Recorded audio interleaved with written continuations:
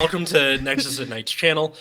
We are responding, and we're gonna go through the DuelLogs video he did, where he was like looking at Vanguard cards and trying to see how powerful they were from a Yu-Gi-Oh player perspective. From a Yu-Gi-Oh player perspective, Yeah. I was a former Yu-Gi-Oh player who is now a Vanguard player who's responding to a Yu-Gi-Oh player who is responding to Vanguard cards. So we've gone like full circle. Yes. And I happened to be there at the live stream, and I just kept thinking, like, you know what? When this stream gets like edited down into a VOD, it would be fun to react to it on the channel, like proper YouTubers. So here we are. That's the way to do it. All right, let's do it. No Matt today because it's like ass o'clock in the morning. Oh yeah, it's like noon for him, but we like the professionals we are. We didn't really coordinate this very well, so no, yeah, let's go. All right. So what we're going to be doing is looking at Vanguard cards from a Yu-Gi-Oh player's perspective and trying to figure out if they're good or not. And I learned the rules to this game like 3 days ago. Oh, did you know? And it plays very differently to Yu-Gi-Oh, so I'm probably going to get all of these wrong. Yes. Yes. And today, I actually have someone with me. This is something new. We have an actual Vanguard specialist, Momoji. She's basically here so that, you know, if there's keywords that come up that I don't know, because it's going to be a lot of them, she can just explain those without me having to take a couple seconds to look it up. Yeah. Oh. See, I'm a fan of something like this where you have somebody to kind of explain it to you, because usually when TCG players will have this kind of video, they're like, I don't know what that means, therefore it's bad. This is dumb. And then that's it. Now you have like an expert you can turn to who's like, yeah. And also another big difference between Vanguard and Yu-Gi-Oh is that Yu-Gi-Oh will like write the whole action out, offer this thing as a tribute, you know, that kind of thing. And Vanguard has like a lot of shorthand symbols that to and somebody. The symbols changed. And the symbols change like midway through the game, so people are like, "What? Yeah, This is going to is this?" So yeah, I'm going to use my clairvoyance here to tell you that the symbols changing is going to come up if he left those parts in the video. So like there are going to be points where like he looked at some later series cards where they updated the symbols, and then you go back to pre-V where it has these purple flip icons that mean absolutely nothing to someone who doesn't know the game. Yeah. So yeah, that is going to come up. I will say though, the counter charge, where originally they didn't even have a symbol for it, they just said turn a damage zone card in your damage zone face up, and then they had this really satisfying green. Yeah, that was like, okay, you get it back, and I loved that. And now it's just like C charge. It's just not as cool. Yeah, but like it is more readable. Fine. Yeah, because you look at like the green symbol and it's like, okay, wait, am I like I know there's like a flipping up thing where it's like facing to the left, so you can kind of infer it. But just saying like C or S blast / charge is a lot more readable, especially if you're new to the game. Yeah. And Vanguard being a game that is mostly comprised of people who have played TCGs before, I think this shorthand is more readable to someone like that versus someone like who's completely new to the concept of TCGs that you're trying to teach them, and they're just like, what does that mean? I have no idea. And you're like, okay, do you know, you know, things that have migrated over several trading card games, like the concept of a garnet. It is a thing in everything, despite originating in Yu-Gi-Oh. So yeah, that's all I have to say. Continue. Does this thing underneath this thing mean anything? Yes, it does. So pretty much all grade 2s have this. When this card is in the front row on the rear guard circle, like next to your Vanguard, you know how when you have to guard, you use your hand, like you use cards from your hand to protect yourself. Yeah. Well, he can move from the like beside your Vanguard to the Guardian circle and add his shield value. So you see those like 2 circles next to the Vanguard? Yeah, so you can move here to this zone over here to block. Yep. Yeah, so it's like a little bit of extra defensive utility. Oh, yeah. So that's what this symbol means. It's not relevant. Unless it comes up a lot, I'm not going to remember that. No, like every grade 2 has it. Oh, okay. So that's easy. Okay, so he has 5,000 defense from... You hate trying to explain what? They're trying to intercept and boost in the drives. Oh. Like, they're such a core part of the game that you forget about them, but like... Yeah. Well, because the battle phase in other games is just kind of okay, my dudes are attacking now, Mm-hmm. instead of like the battle phase being so important to Vanguard. Yeah. It is just different, and I think the weirdest part for a lot of people. Yeah. What I remember, that's pretty mediocre. There's only certain cards that have a high amount for that. Correct. Let's see. Oh, brave sword that defends the weak. Shine. Blaster blade. I'm gonna. Wait, they have flavor text on cards with effects? For shame. Keep calling it Buster Blader in my head by accident. That's fine. But yeah, pretty much every card has flavor text on them. Yeah, I saw that. Okay, so his effects with his 9,000 attack. I'm going to assume this is decent. Let's see. Auto flip 2. Okay, so from what I remember correctly, this means you have to use 2 cards in your draw pile, in your damage zone to use that. Zone. Yes, you have to have taken 2 damage. Yeah, so you can't use the effect until you have 2 dead monsters. You've taken 2 damage. So that's when your Vanguard gets hit. Because if a dead monster. Oh yeah, just I keep forgetting. Yeah, they don't die; they go there. They're milled from the top of the deck. Okay, so that'd be crazy. Your reverse prize cards. Yeah, basically. You have to pay those when this unit is placed on the star zone. Vanguard circle. Oh, so that's like when you place them, like for turn. Yeah, I got it. Yeah, when this card is placed in the Vanguard zone, you may pay the cost, and if you do, choose one of your opponent's rear guards and retire it. Oh, so you pay 2 in order to destroy one of your opponent's rear guard. That doesn't seem very good. Remember the days of Boomer Vanguard when Counterblast 2 Retire 1 was like a thing on cards that was like kind of relevant? To the point where they had to make a thing that's like, all right, we're going to effectively lower it to Counterblast 1. Yeah. Like later, because they wanted to preserve this thing's like integrity. And then they just started making other versions of Blaster Blade, and they're like, yeah, it's fine. But, we also had things like Gwyn the Ripper, I think that was. Mm-hmm. Where it was just like the same skill. And this was literally the same skill. Yeah. Yeah. And it was like somewhat relevant because there was barely any advantage in Boomer Vanguard. Mm-hmm. Yeah, no, it was like you had to Soul Blast 2 to draw one. Remember that shit? That was pretty nuts. Yeah. And this was the days when your boss unit was a Mega Blast, so it was like Counter Blast 5, Soul Blast 3 or something. Soul Blast 8, dude. That was that was a thing. And then like even in later, it was just pretty terrible. Like, all right, you're gonna call 5. Yeah. Do they do anything? Next one. Nah. Okay, so I did see someone in chat say this is an old card. This doesn't seem very good. I'm going to say this card is probably just like Dark Magician in that it's old and outdated and not super good. Because you have to pay 2 to destroy 1. And this one you have to pay 2 to destroy 1. Only if you have a Royal Paladin Vanguard. Yeah, the Vanguard ability is better because you destroy anything. Paladin. Yeah. Oh, okay. So, what's the consensus? This is bad, right? This card is exactly like the Dark Magician in that you only play it because of the name. Oh, okay. Yeah, that makes sense. It's one of those cards you only play because it's named Blaster Blade, and even then, there are better cards named Blaster Blade these days. Yeah, okay. Yeah, this card fucking sucks. But for the time, there was no better alternative. And early in the game, like, here's the thing: this card doesn't cost any card advantage, so it was technically a +1 on place. So it did have some that's true, use. But like from what I remember, a lot of the cards use it as a resource, so it's a sacred thing. So you don't really want to. It's a sacred thing. Yeah. But yeah, what she was saying about like you play it for the name. That's basically what you did. Remember like Sankguard Blaster? Oh God, yeah, I do remember that.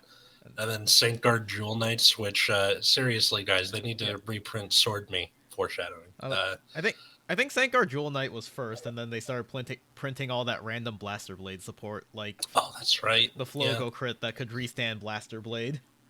The Flogo crit, which is still in use today, I might add. Yeah, because you can use it with other Blaster Blades now. Yeah, and then all the MLB stuff and the V series Blaster Blade and Blaster Dark are actually like okay, and then you have the order to search them out. And then they're making a D series Blaster Blade, which is literally just this, but like lower cost. I think so, yeah. And a D series MLB and PBO and Dark Overlord, which, God, all right. Continue. Another grade 4 G unit. This is an extra deck monster. You know what? Okay, good for him. That was... I think he took audience suggestions for this, so people were just like sending in the silliest things they could think of. Oh yeah, no, he put out a thing on Twitter a couple days before, and then I sent out one from the Nexus at Night Twitter account where it was I put like Crayon Tiger, Die Kaiser, and then Olivia because it's like clans we like. Yeah. And then I also sent the GIF of George from Seinfeld going, "Worlds are colliding," and then he liked that one, but he didn't take our suggestion. I don't think. I don't think he did. I was there for the live stream. I don't think he covered any of those, but he covered like 5 Bermuda cards. Of course he did. Because people kept sending in Bermuda cards. Well, yeah, Bermuda is a meme, no matter what people say. Like, yes. Oh. This is an extra deck monster. Okay, Stride. Choose one or more cards of the same of the grades 3, so all their summoning costs are the same, so I'll skip that. Vanguard, activation, 1 per turn, GB8. What's that? So this is Generation Break. What it does is, for each face-up G unit in your extra deck and on your Vanguard circle, that counts as 1 Generation Break. So you need to have gone through like at least 7 other extra deck monsters to use this effect. Damn, that's a lot. This is like a super endgame card. Okay, let's read what the effect does. Let's see. This is like a super endgame card, except for Magic Colony. Yeah. Flip or 1 card. Or Hellheart 8. Well, no, Hellheart 8 counts. That's... Yeah, but nobody uses it super endgame. That's like their second Stride if you're building that deck. Well, no, that is the super endgame. They just do it turn. No, that's like endgame. Super endgame is like you've gone through like 3 or 4 Strides. Super endgame is you done that and you're like, you're not dead yet? Fine. Yeah.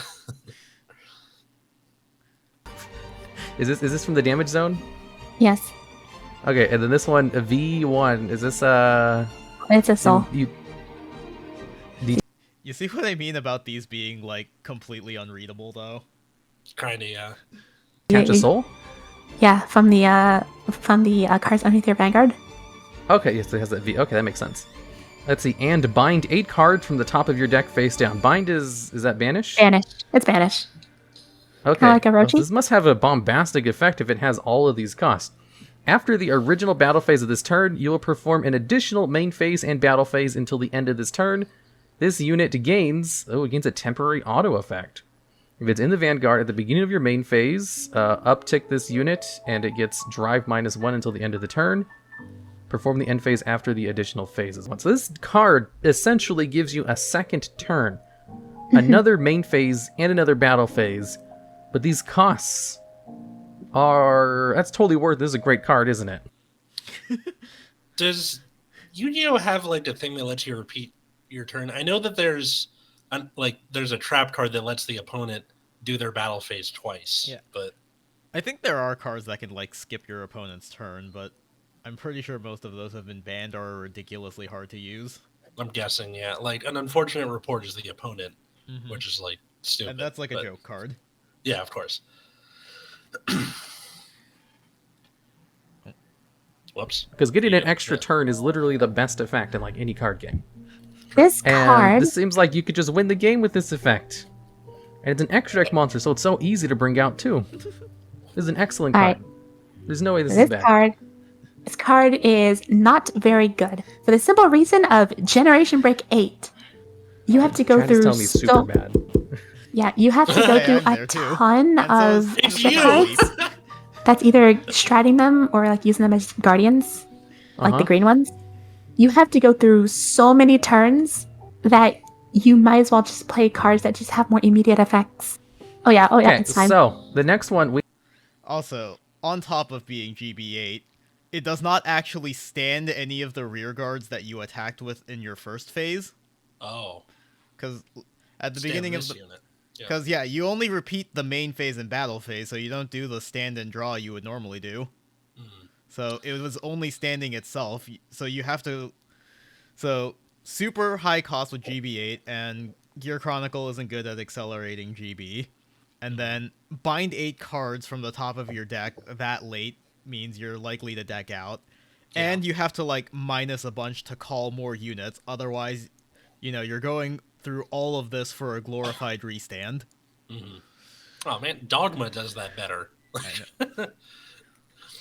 We have is, so Vanguard has of course lots of cards like this. There was a lot of them sent in. 87 for me to... I hate all of you. I hate all of you. Were you one of them? No, I didn't know this was happening. I just happened to tune in for the live stream. Got it. Okay. Also, every single one was an SP for the Bermuda cards he was sent. Oh, of course. Like, why wouldn't you? Yeah, these cards are high rarity and very expensive. Yeah, so we're going to be looking at these respectful. So let's see, Stride, 4, choose one of your cards. I'm pretty sure it's the same effect. Yep. Auto, while it's in the Vanguard zone, you flip one of your damage, you detach one of its materials. Choose a face-down card with the same card name as this unit from your G zone and turn it face up. So a lot of them... Just to show him Tachikaze, and he's like, what? Exceed material, and you're like, kind of, not really, but okay, fine, yeah, if it helps. How does that do that? Yeah, but here's the thing: you only going into like 2 a turn. Yeah, sure. And auto, does that mean when he's attacking? Auto is just a when or if effect. Oh, okay. So like, so let me just read the rest of this. When, if. Yeah, let me read the rest of it before I ask you more questions. When your drive check reveals a grade 3 card, if you have a heart card with reindeer in its card name, you may pay the cost. And if you do, choose up to one of your rear guards, return it to your hand, and this unit gets plus 3,000 / drive +1 until the end of that battle. What's a drive check? A drive check is what you do. She is so patient with him. Yes. Like, this kept happening where he would like have to keep being explained what the symbols meant and what the mechanics were, which is fine. That's why he has somebody with him. Yeah, no, but just I have to give her so much credit because I would be like, we've been over this 6 times. Yeah, same here. Yeah. So good on her for being patient. 87 freaking SPs. Do when your Vanguard attacks. So like, you know how that gets 3? Yeah, so if you check a 3, which tend to have, like, no shield, you can pay the cost, bounce a card back, and get another drive and some power. Oh, so you get to draw another card if any of them are grade 3, or just one of them. Correct. Let's see, and if you have a card with reindeer in its card name, you may pay the cost. And if you do, choose up to one of your rear guards to turn to your hand, and this card gets plus 3,000 plus drive 1 until the end of the battle phase. Right. The heart so it has the potential to gain additional plus 3 draws? Is it what I'm reading correctly? Because it has to use a copy of itself. So yeah, it can get up to 3 more. 3 more, but this also counts as a drive, and the effect happens when a drive check. So that means you could potentially draw every card in your deck. Well, no, because you have to specifically flip up a card with this card's name. Oh, so you can only use this effect... Okay, so I thought you just paid the cost once, and then it gained this whole effect, while it was attacking. Well, it does, but you can't have more than 5 face-up cards in your damage zone, or else you lose. So you can only use this effect, even if it didn't have the restriction, you can only use it 5 times. So every time you proc the effect correctly, you have to pay the cost? Yes. Oh, okay, well that changes my mind on this card completely. Yes, you have to pay that same cost every... You don't have to, it says you may pay the cost. Yeah, but he's saying, like, if he wanted to activate the skill, he would have to pay the cost every time. Yes. Okay, got it. That's what he means. Same cost every time you proc the effect. So, this card's garbage then, right? This card is absolute terrible. Worst your card final ever. answer? Yeah, final answer. This card is gimmicky. The whole reindeer archetype focuses on, like, flipping up grade 3s. It's funny, and it does enable some stuff with, like, other reindeer cards. But in general, this card is mainly just waifu factor, which is 10 out of 10, might I say. So yeah, the gimmick for this is one of the grade 3 reindeers. When it's on rear guard, if you drive check another reindeer and it's standing, you can put it onto your Vanguard circle. Oh, okay. So you can, like, after this is done, you can... Yeah. But, like, it has to be standing, so you're not really gaining an attack.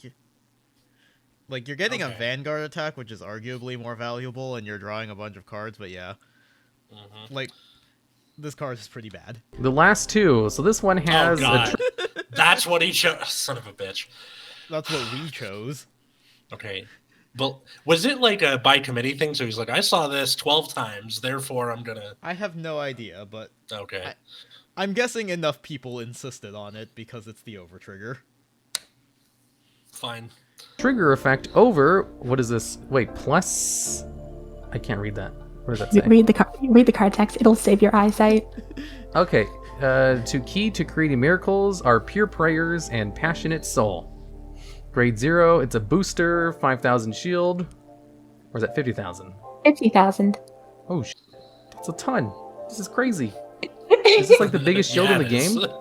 Debatably, yes. Anyway, keep going. Also, the reminder you may text only is have important. one rainbow trigger in a deck.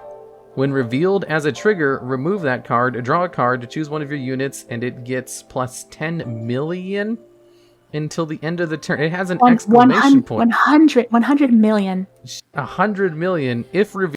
I don't think 10 million makes that less. No, it doesn't. 1 million might as well be an infinity symbol in this game. Yeah. And if revealed during drive check, activate its additional effect. Additional effect. Choose one of your units, and it gets plus 100 million until the end of the turn. This card is like, it's a joke, right? This isn't a real card. Does there need to be any other reaction than this? Nope. He's good. He's got it. We're fine. Continue. Last one. So grade 1. I don't know what that means. It has the boy. The boy. Yeah. The actual most broken card they've ever made. Do you think that's a good? You know what? Yeah. Yeah. Like it enabled it completely warped the game around it. Like every deck was play Zazan or lose if it were at 4. Yeah. And I believe they're going to explain an FTK that you can do with this too during this segment. So even when it was at 1, that's boost. What okay, yeah, boost. Yeah. It has 10,000 at 10,000 shield. That seems pretty good. It's not as good as 50,000 though. No. Wow, he's kind of a scrub compared to the past card. Oh my god. Okay, so let it rain and rain and rain some more. Oh, it's cute. That is the perfect flavor text for that. I didn't even think about that. Rain Elemental, Zarazan. Clay Elemental, 8,000 attack, tier 1. Auto, when it's in the rear guard or vanguard. When placed, S-Blast 1. What's S-Blast? Soul Blast. It's one of the souls, yeah. Okay, yeah, it's detach 1. It's a detach. Yeah, and call up to 2 unit cards without any continuous activation or auto abilities from your hand to the rear guard. Okay, well, most of them have all of those, though. Yeah. Well, I guess this one doesn't. Yeah.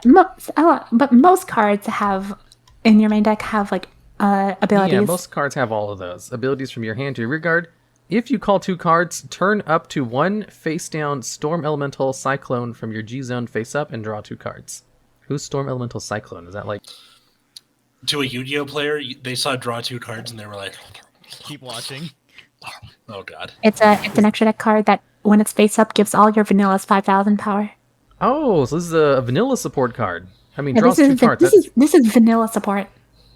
Yeah. Okay, so you draw 2 cards. Drawing 2 cards is good. I'm gonna assume 2 card draw on a rear guard. For Soul Blast 1. For a Soul Blast 1, I'm gonna assume this is good. Yep. You also have to call 2 cards from your hand that have no abilities. Yeah, so I would assume you play this in a vanilla deck, kind of like what Dino Rabbit was like, where you played vanilla cards, but you had a whole bunch of effect cards, which made them really good. So I'm going to assume, since Dino Rabbit was really good, I'm going to assume this card is probably really good vanilla support. What do you say? When this card came out, it was played as like a one-of, because it was immediately limited on release. Really? This card is arguably the most powerful card they've ever created in all of Vanguard, and I'm not joking. How? It's not that. You just saw the overtrigger, and you're still on this. No, I agree. I think compared to the overtriggers, Zazan is arguably more toxic. Toxic? Yeah, definitely. Yeah. And powerful. Again, it enables an FTK, which they're going to explain, and even without that, it's so completely... Because, like, the overtrigger can swing a game, but, like, Zazan completely warps the format around it. Oh, good point. And, like, also affects the game in a way that's, like, much more controllable because you have 4 copies and potentially ways to search it out depending on your deck. Grand Blue, like, Zazan, I would argue, at 4 is far more powerful than the overtrigger. So, here's the thing. You underestimate the ability of just being able to play a bunch of, like, vanilla bunguses. Because, here's the thing. Triggers can be vanillas. So you can fill your deck with a bunch of all triggers are vanillas, which is this. Yes. Yeah. So, well, not all triggers, but basically what people were doing with this was they were using it to access generation break effects way earlier than you should. Generation break? What's that? Scroll back a bit. So basically, this was part of an unholy abomination where you would use Zazan to get generation break turn 1, and you would be off to the races, and you would use the 4 Heavenly Kings, the Time Leap assholes, and you would... Time Leap assholes. All right. Yeah. Yeah, I didn't know about this FTK, but, you know, they're explaining it now, so apparently this was a thing. Kill your opponent on the very first turn. Because you would be your opponent has not had a chance to brill the resources. You would just keep swinging over them. Because here's the thing, this doesn't say on the main phase. You can call this in the battle phase.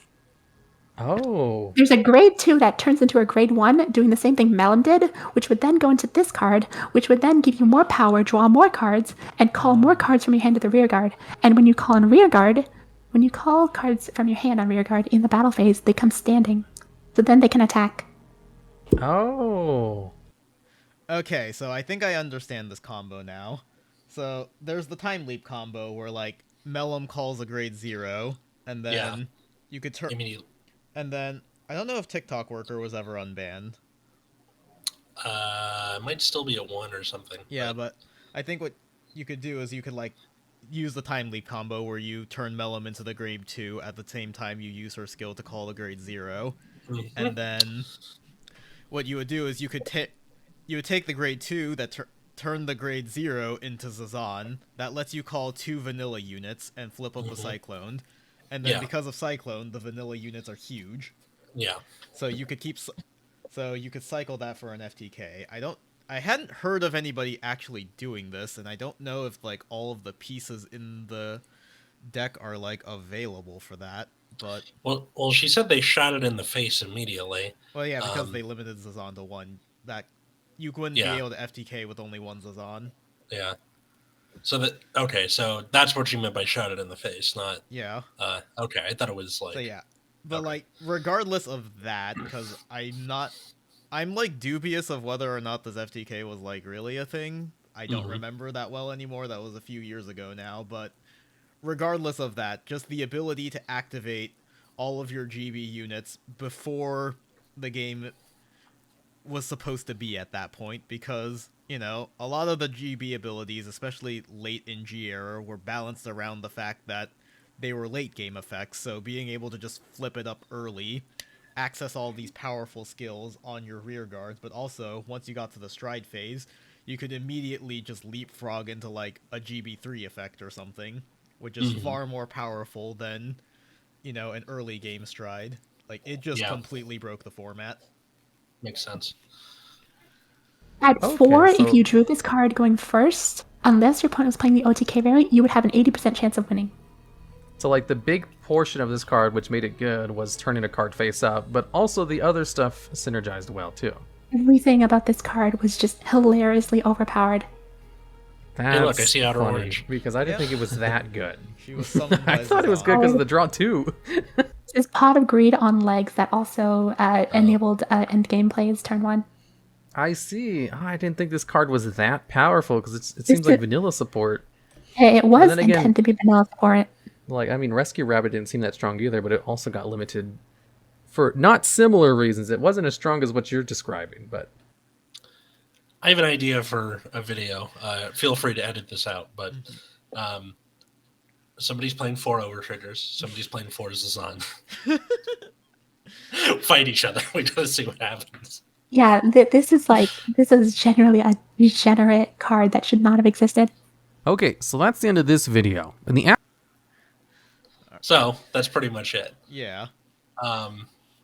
Okay. I mean, he wasn't too far off on a lot of stuff, like but going with what he had. And, yeah.